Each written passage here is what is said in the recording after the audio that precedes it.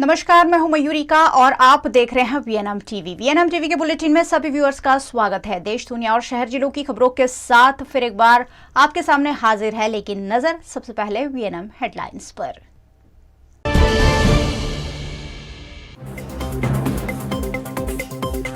देश के 22 राज्यों में बारिश का कहर, हिमाचल प्रदेश के कुल्लू में फटा बादल।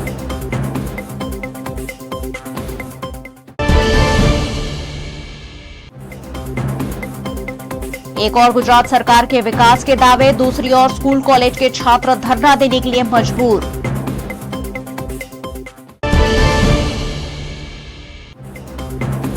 और वडोदरा की एमएस यूनिवर्सिटी में शुरू होगा हिंदुत्व ग्रेजुएशन कोर्स, छात्रों को पढ़ाई जाएगी हिंदू संस्कृति।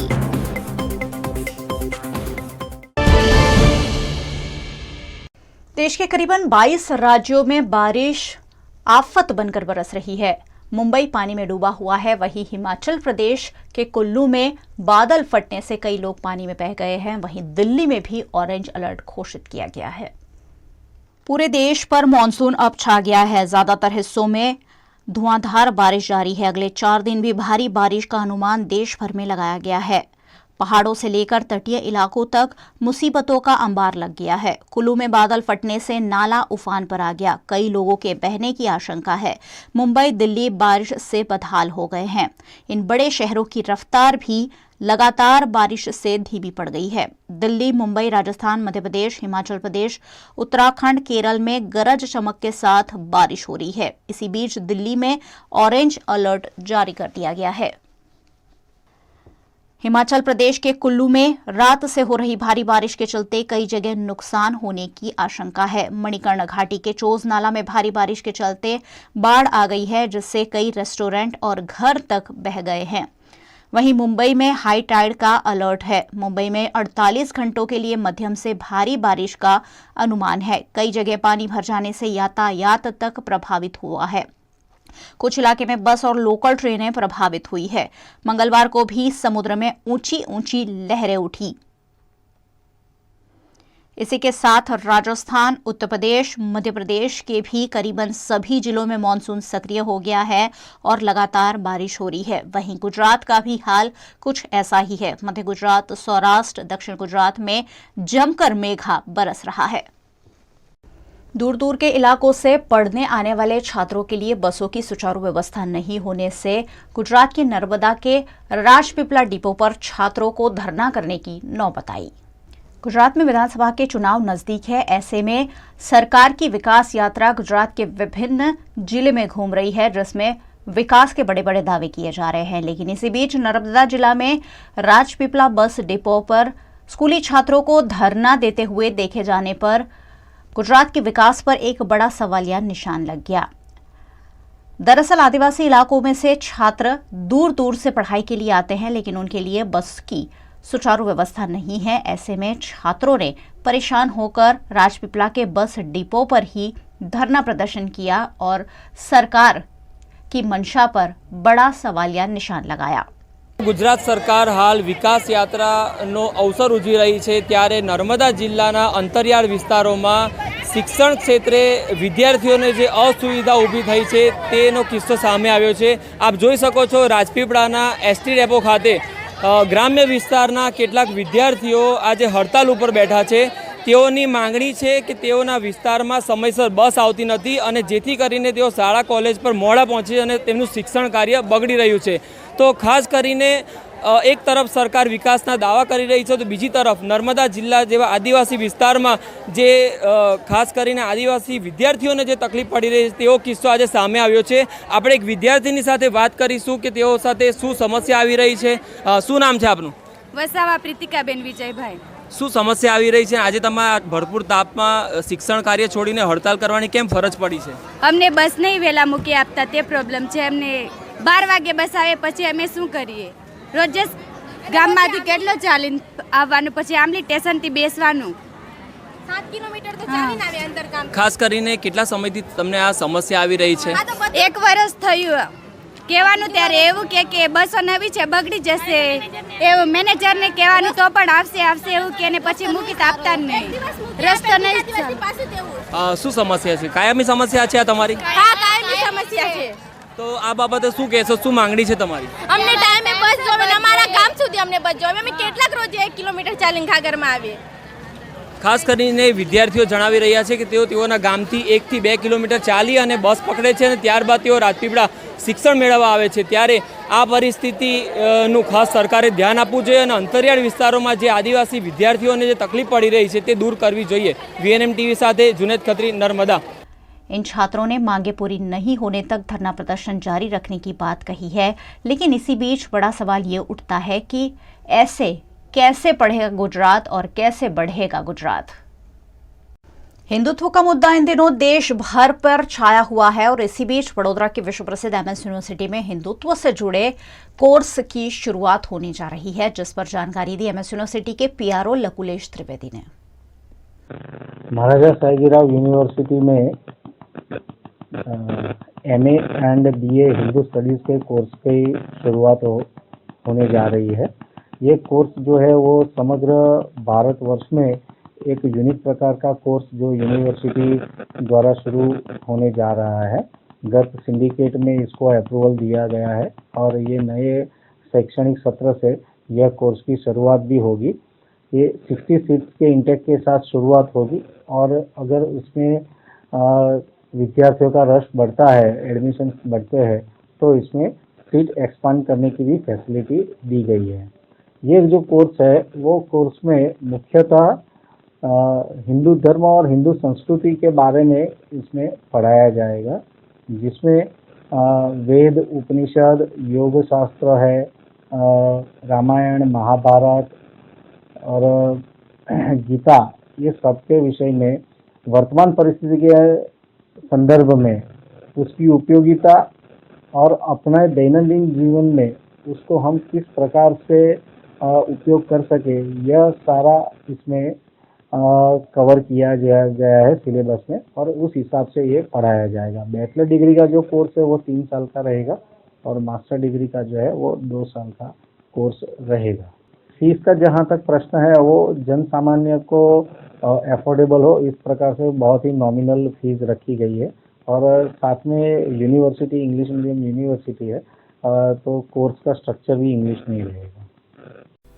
24 साल रिश्ता VNM टीवी से, रिश्ता विश्वास का। सत्य जरूरतों का गुलाम ना बन जाए, ये जिम्मेदारी है हमारी। सत्य तमाशा ना बन जाए, लगातार कोशिश है हमारी। सच का सच, झूठ का झूठ, नहीं छोड़ेंगे कोई कसर। हम है आपकी आवाज, दोनों पलटों पर होगी बराबर नजर। बच्चे हैं देश का भविष्य, उनको देंगे नया आकार, नए भारत का होगा सपना साकार। VNM यानी न्यूज, व्यूज और मनोरंजन, दिन भर आपके साथ। वडोदरा के आजवा रोड पर स्थित चामुंडा नगर 2 में पिछले 2 सालों से पानी के बिना लोग परेशान हो रहे हैं, जिससे आक्रोशित लोगों ने मटका फोड़ प्रदर्शन किया। वडोदरा के आजवा रोड पर चामुंडा नगर 2 सयाजी पार्क के निवासी पिछले 2 साल से पानी नहीं आने की समस्या से परेशान हैं। इस मामले बार बार मौखिक और लिखित शिकायत की गई है, लेकिन कोई निवारण नहीं होने से बूंद बूंद पानी के लिए यहाँ के लोग तरस रहे हैं। उन्हें पानी भरने के लिए दूर दूर तक जाना पड़ता है। ऐसे में निवासियों ने बहुजन समाज पार्टी की अगुवाई में मटका फोड़ प्रदर्शन करते हुए वडोदरा महानगर पालिका के खिलाफ अपना आक्रोश व्यक्त किया। पानी की समस्या जी, हमारी कोई समस्या नहीं।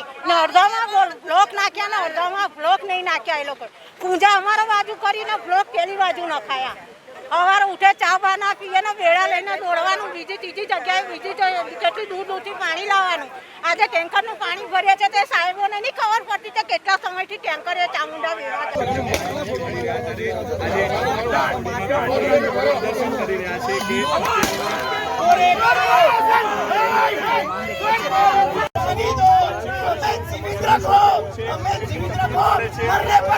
આજે વડોદરા શહેરમાં આજવા રોડ આવેલું છે, ત્યાં ચામુંડાનગર 2 ચામુંડાનગર 2માં 2 વર્ષથી આ લોકોએ મૌખિક અને અરજીઓ ઘણી અરજીઓ આપી છે, પરંતુ આજ સુધીની અંદર પાણીની સમસ્યાનો નિકાલ થયો નથી।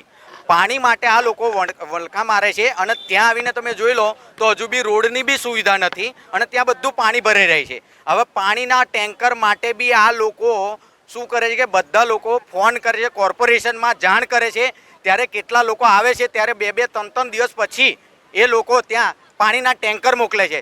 શું આ વડોદરા શહેર આપણે સંસ્કારી નગરી કહીએ છીએ, શું આ સંસ્કારી નગરી છે? શું આ આજની સરકારનો વિકાસ છે? શું આ વિકાસનો જન્મ થઈને મૃત્યુ થયો છે? આ વોર્ડ નંબર 4માં અમે લોકો એક આવેદનપત્ર આપવા આવ્યા છે કે જો આનો દિન 7માં નિકાલ નહીં થાય તો ખરેખર આ બહાર પાછળ જોઈ રહ્યા છે 100 લેડીઝો છે, પણ 100 નહીં 500 લેડીઝો અહીંયા ઉપવાસ ઉપર ઉતરી જશે.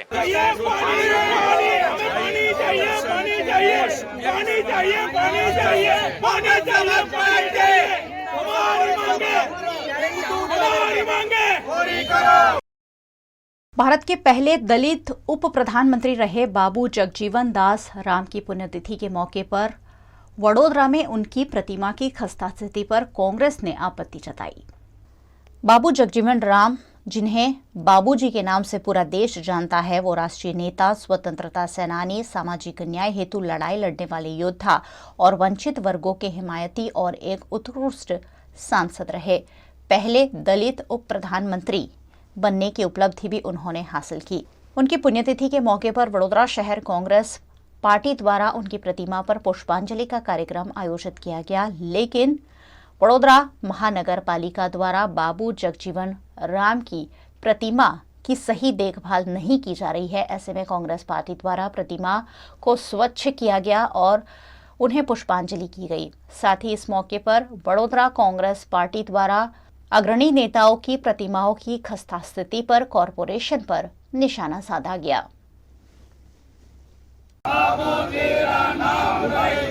जब तक सूरज चांद रहेगा.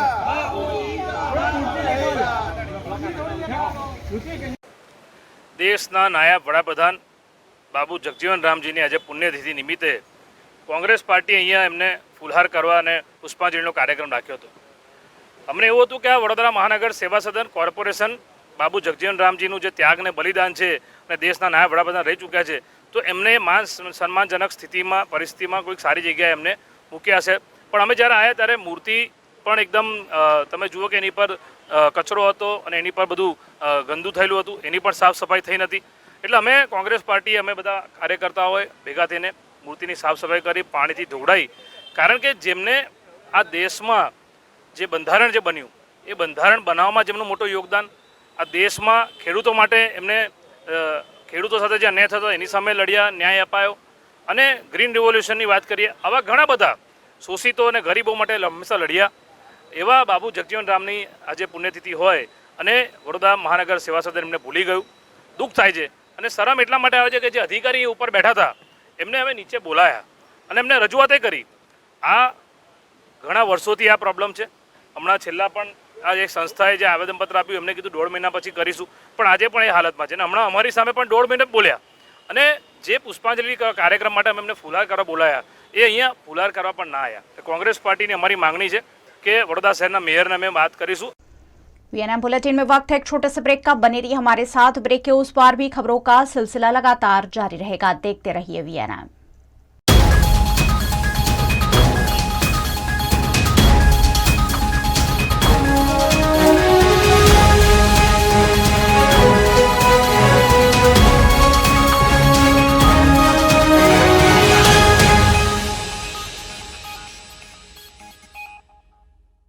વડોદરાના વિદ્યાર્થીઓ માટે ખુશખબર. Kanan.co હવે વાસણા ભાયલી રોડ પર ઇનોગ્રલ ઓફરમાં વિદ્યાર્થી મિત્રોને તમામ કોચિંગ સર્વિસીસ પર ફ્લેટ 25% ડિસ્કાઉન્ટ સાથે કેનેડા, UK, US માટે એડમિશન ફેસિલિટી તો ખરી જ. તો આજે સંપર્ક કરો અથવા વધુ જાણકારી માટે વિઝિટ કરો Kanan.co.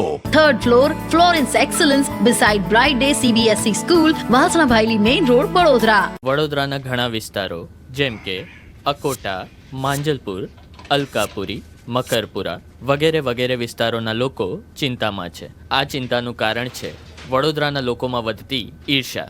જી હા, અને આ ઈર્ષાનો સ્ત્રોત છે તરસાલી એરિયામાં આવેલ રેઝિડેન્શિયલ પ્રોજેક્ટ દર્શનમ પ્લેસ. ઘણી બધી એમિનિટીઝથી ભરપૂર આ 2 અને 3 BHK પ્રોજેક્ટ બની ગયો છે નવા ઘર શોધવાવાળા લોકો માટે એક અનોખો અવસર। पिताजी ये मुझे कहीं नहीं ले जाते, चॉकलेट आइसक्रीम नहीं खिलाते, कहते बचत नहीं, बड़े पेट्रोल के दाम, मेरा जीना हुआ हराम। गीता पिकनिक पार्टी रोज ही जाते, चॉकलेट आइसक्रीम रोज ही खाते, जॉय ई बाइक में बचत कराई, आखिर बचत भी तो है कमाई। यह है जॉय ई बाइक, जितनी दौड़ेगी उतनी बचत जोड़ेगी। आज ही घर आए और बचत कमाए। जॉय ई बाइक। वीएनएम टीवी पर अब वक्त है वडोदरा शहर से जुड़ी खबरों का। वडोदरा की विश्व प्रसिद्ध एमएस यूनिवर्सिटी में हिंदुत्व ग्रेजुएशन का कोर्स शुरू किया गया है जो 3 साल का होगा। हिंदू स्टडीज के इस कोर्स को 60 बैठकों के साथ सिंडिकेट द्वारा अनुमति दी गई है। इस कोर्स में भगवत गीता, रामायण, आयुर्वेद का अभ्यास कराया जाएगा। बीए और एमएस के अभ्यासक्रम में 60 बैठकें रखी गई है। हर साल 14,000 रुपए की फीस भी ली जाएगी। कोर्स में हिंदू संस्कृति का ज्ञान छात्रों को दिया जाएगा। नए सत्र से इस कोर्स को शुरू कर दिया जाएगा। वडोदरा में पादरा तालुका के भाजपा उपाध्यक्ष और बिल्डर अपूर्व पटेल के खिलाफ सीआईडी में दर्ज ठगी का मामला सामने आया है, जिसमें मेपल नामक विभिन्न स्कीम में 150 से ज्यादा लोगों के पास पैसे लेकर मकान नहीं दिए गए हैं। करोड़ों की ठगी के भोग बनने वाले लोगों ने गुजरात राज्य के गृह मंत्री हर्ष संघवी को भी मामले से अवगत कराया है, जिसके चलते फिलहाल फरार चल रहे बिल्डर अपूर्व को पकड़ने की सूचना गृह मंत्री द्वारा दी गई है, जिसके तहत सीआईडी की टीम ने मुजमोहड़ा स्थित बिल्डर के ऑफिस में अपूर्व के पिता को समन्स भेजा है। ठगी का भोग बनने वाले लोगों ने वडोदरा की सांसद, विधायक और कलेक्टर को भी मामले से अवगत कराया है। वडोदरा महानगर पालिका द्वारा स्वैच्छिक रूप से वार्ड में जाकर कार्यकारी टैक्स भरने की सिस्टम लागू की गई है, लेकिन ठेले वाले कार्यकारी चार्ज नहीं भर रहे हैं। वार्ड नंबर 2 में अप्रैल में और वार्ड नंबर 16 में अप्रैल में 1 पैसे की इनकम नहीं हुई है। जैसी मर्जी पड़े वैसे कार्यकारी चार्ज लिया जा रहा है। अधिकारी इस मामले उदासीन है। ऐसे में वडोदरा महानगर पालिका को चपत लग रही है। जून महीने में कार्यकारी चार्ज की 72,500 रुपए की इनकम वीएमसी को हुई थी, लेकिन अब सिस्टम बदलने से दिक्कतें सामने आ रही है। वडोदरा की मकरपुरा जीआईडीसी के फायर स्टेशन के ऑफिसर शराब के नशे में चूर पाए गए। उनकी पत्नी ने 100 नंबर पर फोन कर इस मामले शिकायत दर्ज कराई। कंट्रोल रूम को मिली शिकायत के आधार पर मांजलपुर पुलिस दिव्यज्योत अपार्टमेंट पहुंची और नशे में चूर फायर ऑफिसर के खिलाफ कानूनी कार्रवाई की। आरोपी फायर ऑफिसर निकुंज आजाद के खिलाफ मांजलपुर पुलिस ने प्रोहिबिशन का मामला दर्ज कर लिया है। फायर स्टेशन ऑफिसर निकुंज आजाद के शराब के नशे में धुत पाए जाने का मामला सामने आते ही फायर विभाग में हलचल देखने मिली। एमएस यूनिवर्सिटी के इकोनॉमिक विभाग में इन दिनों परीक्षा चल रही है। आर्ट्स फैकल्टी में चालू परीक्षा में छात्रा पर पंखा गिर जाने से छात्रों में डर का माहौल देखने मिला। इस दुर्घटना में छात्रा के सिर पे और हाथ में चोट आई है। क्लासरूम में सुपरवाइजर ने तत्काल छात्रा को इलाज दिया। सुपरवाइजर और प्राध्यापकों द्वारा दी गई हिम्मत के आधार पर छात्रा ने परीक्षा दी। यूनिवर्सिटी के इंजीनियरिंग विभाग द्वारा इस मामले कोई ठोस कदम नहीं उठाए जाने से छात्रों में रोष देखने मिल रहा है। मुंबई में इन दिनों काफी खराब मौसम चल रहा है। धुआंधार बारिश के चलते मुंबई से आने वाली फ्लाइट वडोदरा एयरपोर्ट पर डाइवर्ट करनी पड़ी। चेन्नई से मुंबई जाने रही फ्लाइट बैड वेदर की वजह से मुंबई एटीसी ने लैंडिंग की मंजूरी नहीं दी। ऐसे में चेन्नई से मुंबई जाने वाली फ्लाइट को वडोदरा एयरपोर्ट पर डाइवर्ट किया गया। वडोदरा एयरपोर्ट पर 1 घंटे रुकने के बाद फ्लाइट मुंबई जाने के लिए रवाना हुई। यात्रियों ने 1 घंटे तक एयरक्राफ्ट में ही बैठकर अपना समय व्यतीत किया। वडोदरा के नागरवाड़ा इलाके में लालजी कुई निकट खुले कुएं में एक कुत्ते के गिर जाने की घटना सामने आई, जिसकी जानकारी स्थानीय निवासियों ने दमकल विभाग को दी। दमकल विभाग के लोगों ने मौके पर पहुंचकर कड़ी मशक्कत के साथ कुएं से कुत्ते को सुरक्षित रूप से रेस्क्यू कर लिया। इस घटना को देखने बड़ी संख्या में लोग भी मौके पर उमड़ पड़े। गुजरात के वडोदरा शहर में बारिश के साथ ही सड़कों पर गड्ढे पड़ने का सिलसिला लगातार चल रहा है। ऐसे ही एक गड्ढे में उतरकर सामाजिक कार्यकर्ता ने विरोध प्रदर्शित किया। वडोदरा की गुणवत्ता विहीन सड़कों पर मानसून में लगातार गड्ढे पड़ रहे हैं, जो अप्रिय घटनाओं को न्योता दे रहे हैं। वडोदरा के वारसिया पुराने आरटीओ रोड पर एक और गड्ढा पड़ गया है, जिसमें उतरकर सामाजिक कार्यकर्ता कमलेश परमार ने विरोध प्रदर्शन किया। वडोदरा शहर में आवेल जे कहेवाय छे के आरटीओ पासे जे वारसिया विस्तार छे, आ विस्तारमां अवारनवार जे भुवाओ पड़ी रह्या छे, एनुं मुख्य कारण एक ज छे के कंईक ने कंईक आ कॉन्ट्राक्टरो अने अधिकारीओ साथे साथे कॉर्पोरेटरनी कंईक ने कंईक लापरवाही होय एना कारणे आज भुवा पड़ी रह्या छे। बीजी बाबत ए के टूंक समय पहले ज वारसिया विस्तारनी अंदर जे भुवो पड्यो हतो त्यारे पण अमे लोके रामधून कार्यक्रम करी, त्यारबाद आ जे कहेवाय छे कॉर्पोरेशनना अधिकारीओ कॉर्पोरेटरो द्वारा जे भुवानुं फरीथी रिपेरिंग काम करवामां आव्युं। फरीथी त्यांथी थोड़ेक ज अंतरे तमे जोई शको छो के आ जे भुवो पड्यो छे, आ भुवो एटलो मोटो छे के जे 6 फूट पહોળો छे અને 5 फूट ઊંડો છે। એટલે કહી શકાય કે વડોદરા શહેરનું નામ જે સંસ્કારી નગરી છે, પરંતુ આજે તમે જોઈ શકો છો કે ખડોદરા નગરી, ભુવા નગરી, આ જે નામ પડી રહ્યા છે, આ આપણા વડોદરા શહેર સંસ્કારી નગરીમાં શોભા નથી આપતું। गुजरात के वडोदरा शहर में आवारा गायों द्वारा नागरिकों को चपेट में लेने की घटनाओं का सिलसिला लगातार जारी है। वडोदरा में हरणी संगम रोड पर मोटरसाइकिल लेकर गुजर रहे किशनवाड़ी वल्लभ रेसिडेंसी में रहने वाले सागर कुटे नामक युवक को गाय ने चपेट में ले लिया, जिसमें युवक घायल हुआ है। युवक अपने घर वापस लौट रहा था, उस दौरान अचानक गाय रास्ते में आ गई और दुर्घटना घटी। युवक के सिर के हिस्से में गंभीर चोट पहुंची है और 5 टांके भी लेने पड़े हैं। संगम साइड से घर पे आ रहा था तो बीच में गाय आई तो गाड़ी स्लिप खा गई। डायरेक्ट ब्रेक मारे ना तो माथे पे लगा है डिवाइडर। फिर वहाँ से कलावती हॉस्पिटल में गए, कलावती हॉस्पिटल से सयाजी अपना SSG हॉस्पिटल में लेके गए। वहाँ से फिर सारवार होने के बाद सुबह डिस्चार्ज किया 4-5 बजे। 5 टाके। कॉर्पोरेशन वालों को एक ही चाहता हूँ कि इसके ऊपर कुछ ना कुछ जल्दी कार्रवाई करें गाय के ऊपर। वडोदरा शहर में बार बार घट रही इस तरह की घटना से कॉरपोरेशन की आवारा पशुओं को पकड़ने की कवायद पर लगातार सवाल उठ रहे हैं। वडोदरा में बढ़ रही घरेलू चोरी की वारदातों को रोकने के लिए पुलिस द्वारा स्पेशल ड्राइव चलाया जा रहा है, लेकिन स्पेशल ड्राइव के बीच भी समा में लाखों रुपए की चोरी की वारदात सामने आई है।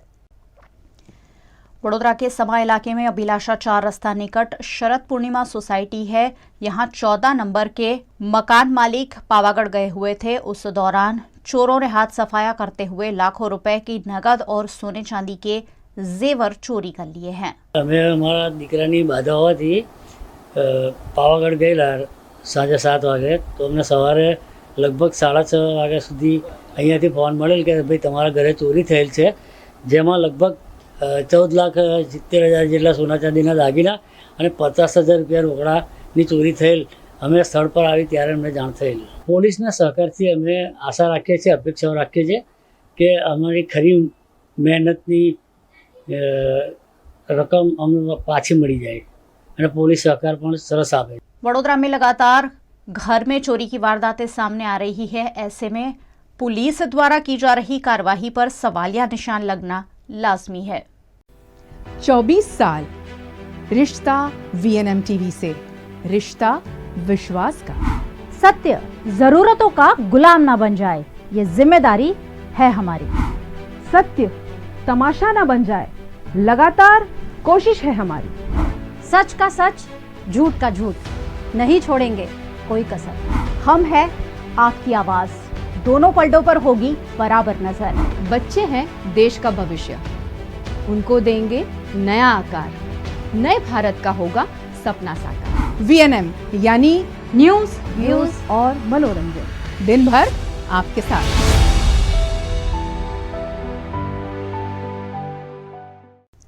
Action packed political thriller Gujarati film Rado release के लिए तैयार है, जिसके प्रमोशन के लिए फिल्म की स्टार कास्ट वडोदरा में आई। गुजराती फिल्मों के बदलते दौर में नई नई फिल्में लगातार बनाई जा रही है। गुजराती फिल्म इंडस्ट्री में छिलो दिवस, हलारो जैसी कई फिल्में मील का पत्थर साबित हुई है और अब नए नए विषयों पर फिल्म लगातार बन रही है। ऐसी ही एक फिल्म है राडो, जो रिलीज के लिए तैयार है। आज गुजराती मूवी राडो का वडोदरा में प्रमोशन किया गया और प्रमोशन के लिए गुजराती फिल्मों के जाने माने अभिनेता यश सोनी, हितू कनोडिया, निकिता शर्मा, तर्जनी भडला और प्रोड्यूसर नीलय चोटाई उपस्थित रहे।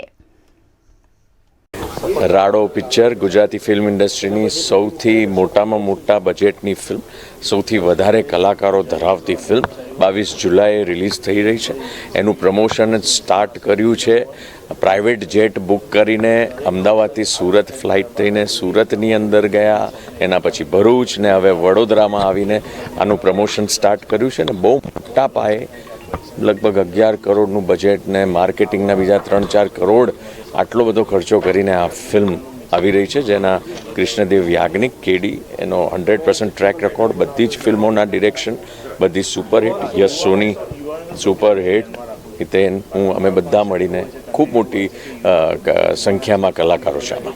અમેઝિંગ એક્સપિરિયન્સ, કારણ કે ટેકનિકલી આટલી હાઈફાઈ ફિલ્મ મને લાગે છે આજ સુધી કોઈએ ગુજરાતીમાં કદાચ નહીં કરી હોય, એટલે એક્સપિરિયન્સ અદ્ભુત એક્સપિરિયન્સ રહ્યો. એમ જ લાગતું હતું કે તમે બહુ મોટા બજેટની કોઈ મોટી હિન્દી ફિલ્મ કરી રહ્યા છો. મારું કેરેક્ટરનું નામ આશી છે અને રોલ બહુ સિમ્પલ અને સાદી છોકરીનો છે, મિડલ ક્લાસ ઘરની છોકરીનો છે, પણ એની સાથેના જે સર્કમસ્ટાન્સીસ છે કે જે એક નોર્મલ માણસ જ્યારે ફેસ કરે છે, જ્યારે આવી રીતે દંગાઓ થાય છે અને એ વખતે એની સાથે જે હાલાતો છે એ બહુ ચેલેન્જિંગ છે. તો એ કેરેક્ટર છે અને ફિલ્મ તો બહુ જ અમેઝિંગ છે. એટલે અમને લોકોને ખ્યાલ આવે છે કેમ કે અમે પાર્ટ બન્યો છે, પણ ડેફિનેટલી તમને પણ ટ્રેલર જોઈને ખ્યાલ આવશે કે ખૂબ જ મહેનત કરી છે, ખૂબ જ મોટા પ્રોડક્શનનું છે અને ટેકનિકલી બહુ જ સાઉન્ડ બનાવ્યું છે અને દરેક એક વસ્તુ બહુ પરફેક્શનથી બનાવી છે. સો એ રીતે ફિલ્મ તો બહુ જ અવેટેડ છે. મારું કેરેક્ટરનું નામ માધવી છે અને આ ફિલ્મ કઈ પ્રકારની છે જે તમને લાગે છે એવી છે. સસ્પેન્સ છે, થ્રિલર છે, એક્શન છે, ઇમોશન્સ છે, બહુ બધા લોકોની મહેનત છે, સપનું છે અને અમે આવી રહ્યા છે રાડો 22 જુલાઈ 2022માં. ફિલ્મ જેટલી મોટી છે ને ગુજરાતી ફિલ્મ માટે, એટલી મોટી ફિલ્મ હજી સુધી બની નથી લગભગ. અને આ સ્કેલની ફિલ્મ તો એ જ લેવલનું પ્રમોશન બી થઈ રહ્યું છે. પ્રોડ્યુસર્સ એ જ પ્રકારનું પ્રમોશન કે ફિલ્મ આટલી મોટી હોય તો પ્રમોશન બી એટલા જ મોટા હોય. તો ચાર્ટર પ્લેનમાં જશે અમારી સ્ટારકાસ્ટ. રાડો મૂવીનો જ્યારે વિચાર કર્યો ત્યારે હંમેશા અમે લોકોએ એવા કન્ટેન્ટના પિક્ચરો બનાવેલા છે ને ગુજરાતી ઇન્ડસ્ટ્રીને કે સૌથી ડિફરન્ટ હોય, અલગ હોય અને અત્યાર સુધી જેમ જેટલા વર્ષોમાં જે બી પિક્ચર બનાવે છે દરેક અલગ જ લેવલ પર લઈ ગયા છે અને અલગ જ બજેટના પિક્ચર ધીમે ધીમે છેલ્લો દિવસથી વાત કરીએ તો છેલ્લો દિવસ, પછી કરસનદાસથી વાત કરીએ તો નાડીદોસ્તથી લઈને રાડો સુધી આખી જે જર્ની રહી છે એમાં દર વખતે અલગ અલગ બજેટના પિક્ચર, હાયર બજેટના પિક્ચર બનાવ્યા છે. અને આ બનાવવાનું પાછળ કારણ એક જ છે કે ઇન્ડસ્ટ્રી આગળ આવે. જે અત્યાર સુધી બધાનો જે સપોર્ટ મળ્યો છે, પ્રેમ મળ્યો છે ગુજરાતી ઓડિયન્સનો, એ ગુજરાતી ઓડિયન્સ દર વખતે કંઈ નવું ઈચ્છા ધરાવે છે, નવું જોવાની ઈચ્છા ધરાવે છે, નવું એમને ગમતું હોય છે અને નવાને સપોર્ટ કરે છે. એટલે એકદમ ડિફરન્ટ પિક્ચર બનાવ્યું છે. આ પિક્ચર એવું બનાવ્યું છે કે અર્બન ઇન્ડસ્ટ્રી ગુજરાતમાં છેલ્લા 7-8 વર્ષથી ક્રિએટ થઈ ચૂકી છે. યુથ ગુજરાતી પિક્ચર જોતા થઈ ગયા છે. ત્યારે યુથ અને સાથે સાથે એમના ફેમિલી હોય કે એમના પેરેન્ટ્સ હોય કે એજના લોકો હોય એ પણ સાથે બેસીને પિક્ચર જોઈ શકે, બંનેને પસંદ આવે, બંનેને ગમે એવું પિક્ચર છે. એની સાથે સાથે એવું છે કે એક રૂરલ એરિયા, એક અલગ એરિયા છે ગુજરાતનો, જે એરિયામાં ગુજરાતી લોકો જે છે, આપણા જે અલગ વર્ગ છે, જે લોકો રૂરલમાં પિક્ચર જોવા માંગતા હોય છે, જેમના આજથી એક ટિપિકલ પિક્ચરો જોયા છે, જે રૂરલને ગમતા હોય છે, એવા જે મોટા મોટા સારા સિનિયર સ્ટારકાસ્ટ છે, હિતુભાઈ છે, હિતેનભાઈ છે, નીલમબેન છે, એ લોકોને બી આમાં બહુ ડિફરન્ટ અને બહુ અલગ एटीट्यूड रोल આપેલો છે. गुजरात के वडोदरा शहर में कांग्रेस के नेता शैलेश अमीन पिछले कई दिनों से किशनवाड़ी के खस्ताहाल नूर्म आवास का मुद्दा उठा रहे हैं, लेकिन पालिका है कि इस पर कोई ठोस कदम उठाने के लिए तैयार नहीं है. वडोदरा के किशनवाड़ी इलाके में सालों पहले नूर्म आवास गरीबों को दिए गए थे. अब ये आवास खस्ताहाल हो चले हैं. रोजाना यहाँ तरह तरह की दुर्घटनाएं घटती है और नूर्म आवास की खस्ताहाल स्थिति से अप्रिय घटनाएं घट सकती है, लेकिन फिर भी प्रशासन द्वारा इस पर कोई ठोस कदम नहीं उठाए जा रहे हैं. ऐसे में आने वाले दिनों में यहाँ बड़ी दुर्घटना घटने की संभावना है, जिस पर कांग्रेस के नेता शैलेश अमीन ने आपत्ति जताई. भारत के वडाप्रधान नरेंद्र मोदी पिछले महीने 18 तारीख को जब बड़ौदा में महासभा करने आए थे तो आने वाले थे उसके 3-4 दिन पहले 13 तारीख को मैंने PMO में कागज़ लिख के भेजा कि जब किशनवाड़ी के नूर्म के आवास से 500 मीटर दूरी में जब आप जाहिर सभा कर रहे हो तो एक समय बिताओ मेरे नूर्म के आवास में, देखो तो सही मेरे नूर्म के आवास कैसे है। तो नूर्म के आवास इतनी बदतर हालत में, इतने टूट जाए ऐसी हालत में, होनारत हो जाए ऐसी हालत में है। तो इसके मैंने कागज़ लिखा था नरेंद्र मोदी जी को, और ये आवास तभी बने थे जब नरेंद्र मोदी जी गुजरात के मुख्यमंत्री थे और उनके हस्तक ये पूरा कारोबार और शासन चलता था। तो ये आवास में 2010-11 में बने आवास आज 10 साल में इतना ख़राब हालत में हो गया, कभी भी टूट जाए पड़ जाए ऐसी हालत में हो गया। तो माधवनगर अटलादरा में ऐसे ही नून के आवास, यही मॉडल के नून के आवास 2013 में सिर्फ 8 साल में टूट के गिर गया और निर्दोष 11 लोग, महिला और बच्चे इसी के अंदर दब के मर गए थे। तो क्या ये हालत आप सर्जने को इच्छा धराते हो? आप आइए इधर देखिए, और इनकी बदतर हालत, ख़राब हालत बनी हुई है, तो इनको सुधारने की कोई भी कोशिश कीजिए। ये 86 करोड़ रुपये में बने ये 93 टावर, 93 टावर है, जिसमें 3100 जितने फ्लैट बने हुए हैं। ये हालत बिल्कुल ख़राब है, इसमें बहुत बड़ा भ्रष्टाचार हुआ है। भ्रष्टाचार की तो जांच कीजिए, लेकिन ये आज जो लोग जीते हैं वो तलवार की धार के अंडर में जीते हैं, कभी भी पड़ जाए गिर जाए और इनकी जानहानि हो सके ऐसी हालत में है। तो इसको अच्छा करने के लिए, इसके सुधारने के लिए आप कुछ भी कोशिश करें। तो इनके लिए आज मुझे जवाब आया है कि ये अफोर्डेबल हाउसिंग गांधीनगर की ऑफिस को उन्होंने मेरा लेटर फॉरवर्ड किया है। उन्होंने बड़ौदा के nodal officer Vadodara municipal corporation किया है कि ये मकान की जांच करे, तपास करे, मुझे अर्जदार को जांच भी करे और वड़ा प्रधान कार्यालय को भी इसकी माहिती उजागर करे। राजकोट एयरपोर्ट पर एक साथ 6 फ्लाइट पार्क किए जाने की व्यवस्था शुरू की गई है, जिसके चलते राजकोट एयरपोर्ट से नई फ्लाइट्स भी शुरू हो रही है। गुजरात के राजकोट शहर से दिल्ली के लिए अब 5वीं फ्लाइट 30 जुलाई से शुरू हो रही है।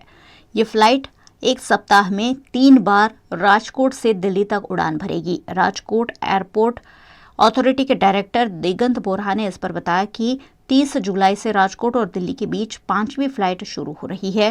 राजकोट और दिल्ली जाने के लिए फिलहाल सुबह, दोपहर और शाम ऐसे मिलाकर 4 फ्लाइट कार्यरत है, जबकि नई और 5वीं फ्लाइट इंडिगो की दिल्ली के लिए राजकोट एयरपोर्ट पर शाम 6:15 बजे पहुंचेगी और 6:55 को राजकोट से टेक ऑफ होगी। ये फ्लाइट मंगलवार, गुरुवार और शनिवार ऐसे 3 दिन उड़ान भरेगी। फिलहाल राजकोट से दिल्ली के लिए 4 फ्लाइटें कार्यरत है, जिसमें स्पाइस जेट की दैनिक फ्लाइट सुबह और शाम को 8:05 पर निकलती है। इंडिगो की फ्लाइट सुबह 9:45 और एयर इंडिया की फ्लाइट दोपहर में 3:20 पर उड़ान भरती है। अब 30 जुलाई से 5वीं फ्लाइट भी राजकोट एयरपोर्ट से शुरू हो रही है। ऐसे में राजकोट से दिल्ली आने जाने वाले लोगों को काफी सुविधा मिल पाएगी। आजादी के 75 वर्ष पूरे होने पर मनाए जा रहे अमृत महोत्सव अंतर्गत वडोदरा में भी वंदे गुजरात विकास यात्रा का आयोजन किया गया। आजादी के अमृत महोत्सव अंतर्गत गुजरात में वंदे गुजरात विकास यात्रा का आयोजन भारतीय जनता पार्टी की सरकार की ओर से किया गया है, जिसके तहत गुजरात सरकार की उपलब्धियों को जन जन तक पहुंचाया जा रहा है। वडोदरा में भी वार्ड नंबर 3 में वंदे गुजरात विकास यात्रा का आयोजन किया गया, जिसमें स्थायी समिति के अध्यक्ष डॉक्टर हितेंद्र पटेल, स्थानीय नगर सेवक डॉक्टर राजेश शाह समेत के जनप्रतिनिधियों की उपस्थिति रही। આજે 6 જુલાઈ એટલે ડૉક્ટર શ્યામા પ્રસાદ મુખર્જી, જેમણે કાશ્મીર માટે પોતાનું બલિદાન આપ્યું હતું, એવા ડૉક્ટર શ્યામા પ્રસાદ મુખર્જીનો જન્મદિવસ છે અને એ નિમિત્તે સાથે સાથે આખા ગુજરાતમાં જે પ્રકારે વંદે ગુજરાત ગૌરવ યાત્રા, જે 20 વર્ષના જે સારા વાણા છે બધાની વાત લઈને સરકાર જનતા સુધી પહોંચી રહી છે, એના માધ્યમથી આજે ઇલેક્શન વોર્ડ નંબર 3 અને ઇલેક્શન વોર્ડ નંબર 4માં આ કાર્યક્રમ યોજાઈ રહ્યો છે, જેમાં અત્યારે આપણે સવારના ભાગમાં ઉર્મી સ્કૂલમાં ઉપસ્થિત છે બાળકો પણ, લાભાર્થીઓ પણ, કોર્પોરેટર મિત્રો, અધિકારી મિત્રો, પ્રેસ મિત્રો, તમામની જે વાત છે એ લોકો સુધી પહોંચાડવા આપ પણ એટલી જ મહેનત કરી રહ્યા છો અને આપના માધ્યમથી લોકો સુધી આ સંદેશ પહોંચે છે, એનો લાભ મહત્તમ લોકો પણ લઈ રહ્યા છે આઝાદીનો 75મો અમૃત મહોત્સવ સમગ્ર ભારત દેશ ધામધૂમથી ઉજવી રહ્યો છે ત્યારે વંદે ગુજરાત વિકાસ યાત્રા ગુજરાતમાં જે શરૂ થઈ છે એ વડોદરામાં આજે અમારા વોર્ડ નંબર 3માં છે. દરેક ઘર સુધી, દરેક વ્યક્તિ સુધી ગુજરાતના વિકાસની ગાથા 20 વર્ષનો જે અવિરત વિકાસ થયો છે એનું જન જન સુધી લઈ જવાના સંકલ્પિત અમે સૌ કાર્યકર્તાઓની ટીમ આજે સવારથી જ લાગી ગયા છીએ. આજે જોગાનું જો કે ડૉક્ટર શ્યામાપ્રસાદ મુખર્જીનો જન્મદિવસ પણ છે કે જેમને કાશ્મીરમાં 370ની કલમ હટાવવાનો મૂળભૂત વિચારનો પાયો નાખ્યો હતો, જે જનસંઘના સ્થાપક પણ હતા. તો આજે અનેરો મહોત્સવ ઇલેક્શન વોર્ડ નંબર 3માં ઉજવવામાં આવી રહ્યો છે. 24 साल रिश्ता VNM टीवी से, रिश्ता विश्वास का. सत्य जरूरतों का गुलाम ना बन जाए, ये जिम्मेदारी है हमारी. सत्य तमाशा ना बन जाए, लगातार कोशिश है हमारी. सच का सच, झूठ का झूठ, नहीं छोड़ेंगे कोई कसर. हम है आपकी आवाज, दोनों पलटों पर होगी बराबर नजर. बच्चे हैं देश का भविष्य, उनको देंगे नया आकार, नए भारत का होगा सपना साकार. VNM यानी न्यूज, व्यूज और मनोरंजन, दिन भर आपके साथ.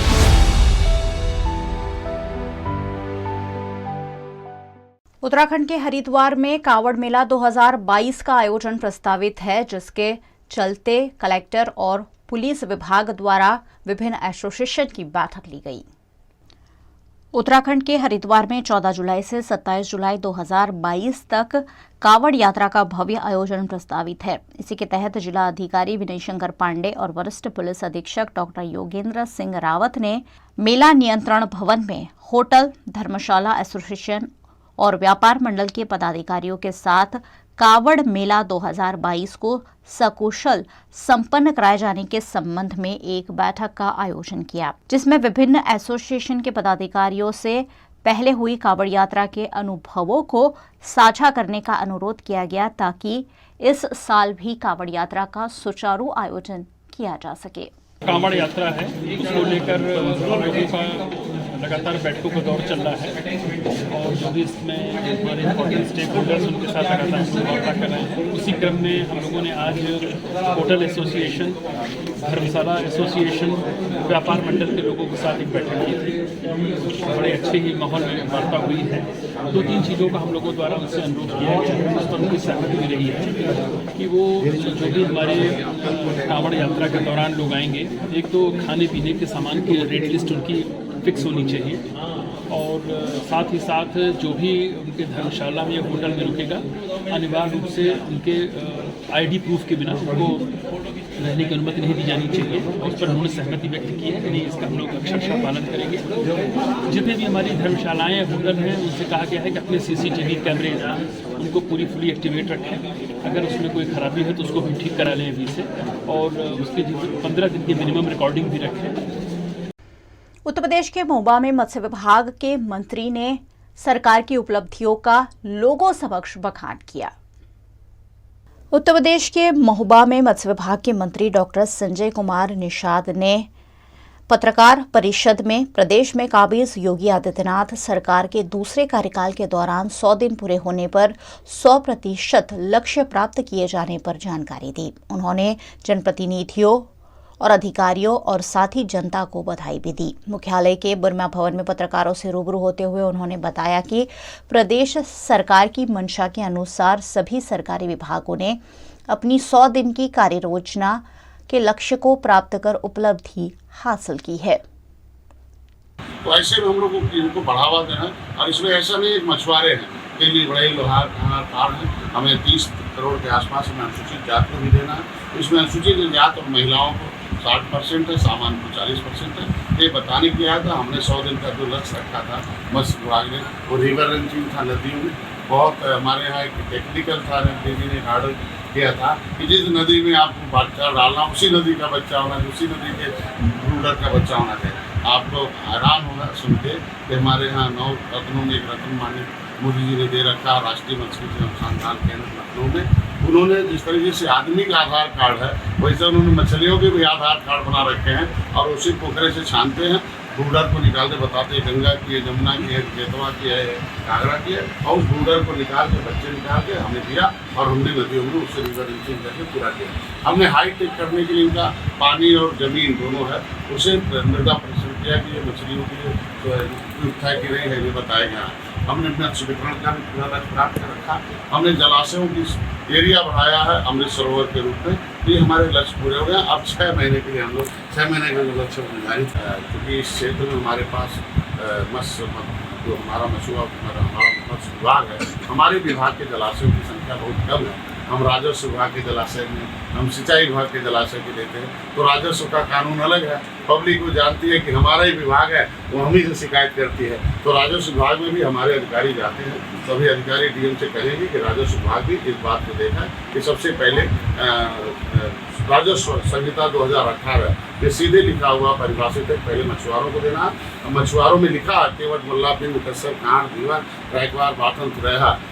उत्तर प्रदेश के आगरा में बीएसएनएल के गार्ड रूम में रखी गई शराब को पुलिस ने बरामद किया है।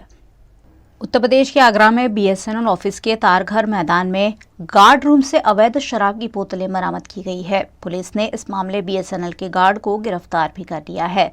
साथ ही मुख्य तस्कर पंकज बघेल की भी पुलिस सरगर्मी से तलाश कर रही है। फिलहाल पुलिस द्वारा गार्ड को जेल भेज दिया गया है और अवैध रूप से पकड़ी गई शराब को जब्त कर लिया गया है। थाना सदर पुलिस ने मुखबिर की सूचना पर सदर क्षेत्र में स्थित बीएसएनएल के ऑफिस के गार्ड रूम में दबिश डाली और उसे वहां पर शराब मिली।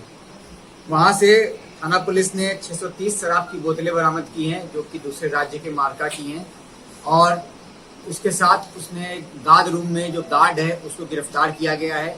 और उससे पूछताछ में यह तथ्य सामने आया है कि पंकज बघेल पुत्र मदन गोपाल निवासी राम विहार कॉलोनी थाना सदर जनपद आगरा, ये उसका माल था और ये पूर्व में भी इसके ऊपर शराब तस्करी के अभियोग पंजीकृत हैं और ये वांछित किया गया है। जल्द से इसे पकड़कर इसे गिरफ्तार किया जाएगा। शराब की कीमत लगभग 1.5 लाख रुपए की है। अभी तक जो पूछताछ में बताया सामने आया है कि गार्ड रूम में पंकज बघेल ने इनके साथ मिलकर गार्ड रूम में रखा था।